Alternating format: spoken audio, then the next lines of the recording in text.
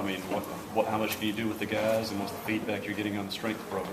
Well, I think the strength and conditioning part is going very well. Johnny Zappardo was a little bit of a shock to his system being with Coach Akins, and he's upchucked a few times in the weight room, but it's a good thing for him. Trevante Bloodman obviously is not back as far as doing everything he can, but him not being able to do some things on the basketball court and in the weight room has actually helped him because he's put on some weight. He's up to about 196 pounds now, so when he gets back to doing things on the court and in the weight room, that'll be good weight for him. We got to continue to put more weight on Fred. I tell you what, Gavin Ware's done a phenomenal job in the weight room. He looks as good as I've ever seen him. He's down to about 260 pounds. His body fat has really greatly decreased. And I think the thing about him is he took it upon his own self. There's about that 3-week period that we can't have classes. So the spring semester was over with and summer one hadn't started. He came in on his own every day at 9 o'clock in the morning and worked out with Coach Akins, and you could tell the significant difference as far as like his body and the way he's performing at this point in time. The thing about the summer that I think kind of gets like misconstrued and everybody must understand is like it's great that we get a chance to work with our guys in the summertime, but at the end of the day, you get 8 weeks, okay, NCAA rules, and we get 2 hours a week. All right, so we're talking about 16 hours that we get a chance to work with our guys, which is really 2 full work days if you look at it that way. So what we do there is important, but if our guys are going to get better, they have to do so much more outside of that than what we're doing. So many second-year guys in the system that attended those first 2 seasons with you. Do you see an awareness and a self-motivation from the guys now that they understand not just what you want from them, but what they have to do themselves? Well, it's interesting. I just had a visit from my old boss at Clemson. Coach Brownell was here for a couple of days, and we sat down and we talked basketball. And he told me that when he lost his 2 best players, which were Milton Jennings and Devin Booker, he felt that he was going to be good this upcoming season. And the reason he thought he was going to be good is because he had experienced guards. And he says when it's all said and done, you got to have the bodies to be big and strong. He said, but you got to have experienced guards in order to be successful. So you start talking about our guard play, and we're going to have guys like Trevante Bloodman coming back and Chicken and Fred Thomas. All those guys are upperclassmen now.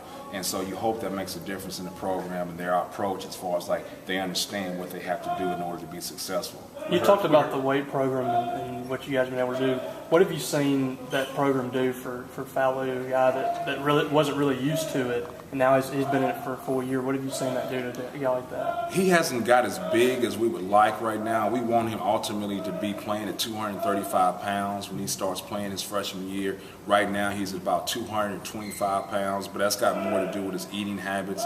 Because of his religion, he won't eat a lot of things. But what you've seen in the weight room from him is he's gotten increasingly stronger.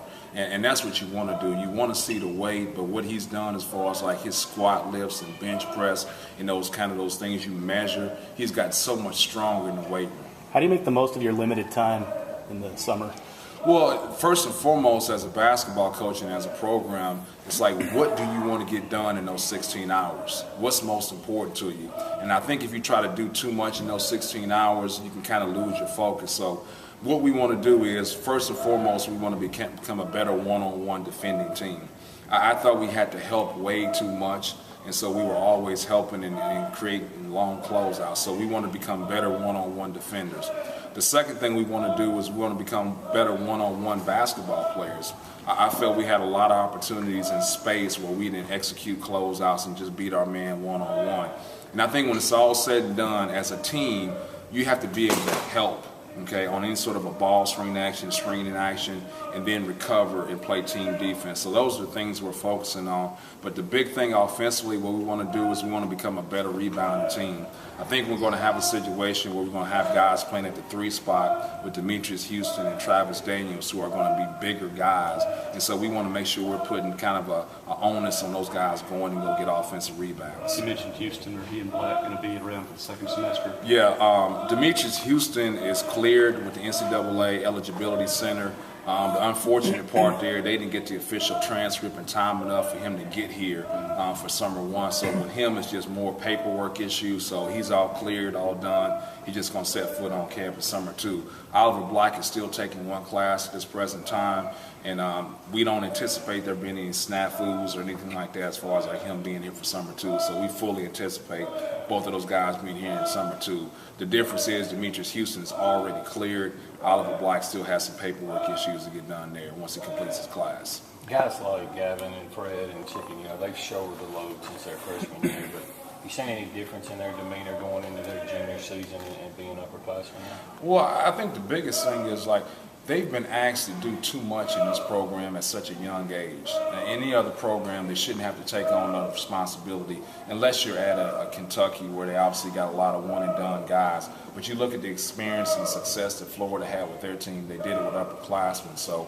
those guys will be upperclassmen, but more importantly, they'll have help now. So with Chicken, we've wanted him to become obviously a better shooter.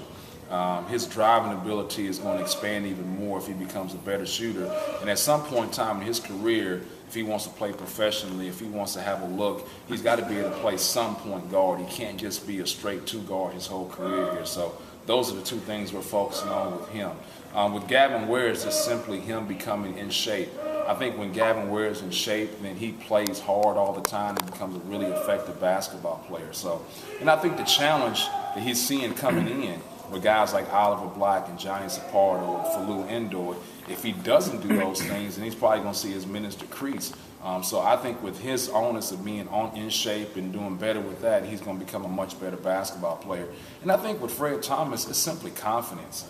Fred Thomas is a good player. He's done everything we've asked him to do in the weight room these past 2 off seasons. He still needs to get bigger and stronger, which he's doing that right now. But I really don't want Fred focusing on the result. I just want him to take good shots, and then he's a good player. But I think he's become our best perimeter defender. And so we've got some things we're focusing on with our guys in the offseason with those 3. How's Travis done with his first real offseason? Well, it's kind of weird, Paul, because, last semester was his offseason because he wasn't able to participate. But with Travis, I think he's going to be a really good player for us. We just got to make sure he's being aggressive on the offensive end. He's such an unselfish guy. I worry about him going out and kind of being a role player a little bit too much. I want him to be an aggressive guy because I think he's a unique talent. He's a legitimate 6'7", 6'8", which he can play 2 different positions at the 3 and 4. But we need him being aggressive on the offensive end because he's such a skilled guy. He's probably, besides I.J. Reddy, probably the most skilled guy on our team. And so having a guy that's that skilled at that height and that strength is going to be a real program booster for us. But at the same point in time, we got to keep him being aggressive. He's got to be in an aggressive mindset and attack mode all the time. You mentioned IJ. Now that he's been through the fire for a year, what do you tell him to work on in the summer?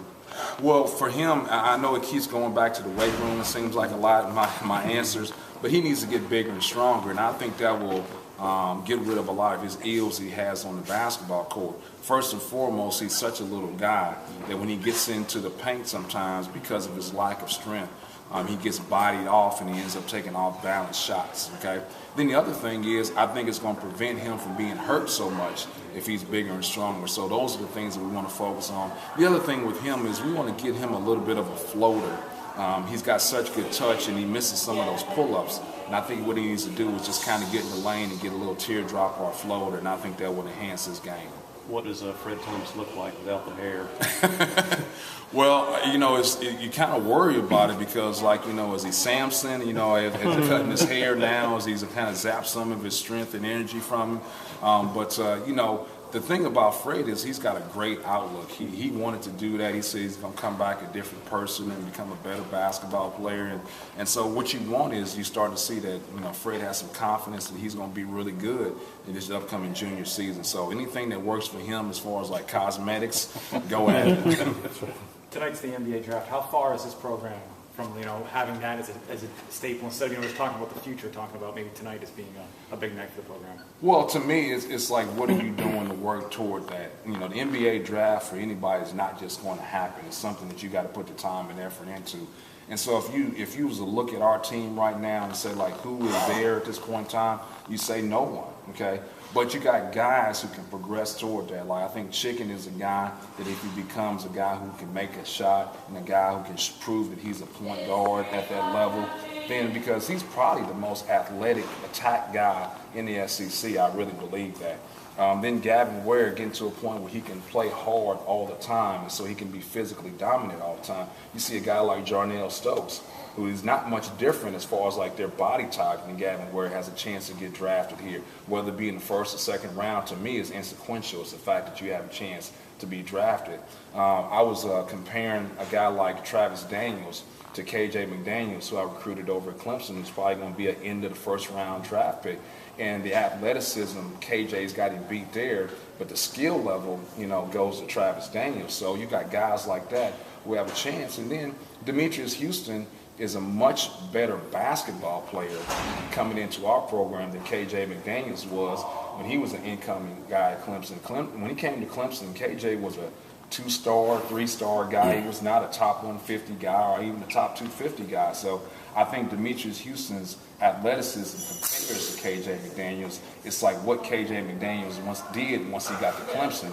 That's the key to him being now a guy who was being mentioned as a first-round draft pick. How far do you think the schedule is from being completed? We're waiting on one contract at this point in time. So once we get that one contract in, our schedule will be complete. They're going to announce an exempt basketball tournament that we're going to be in.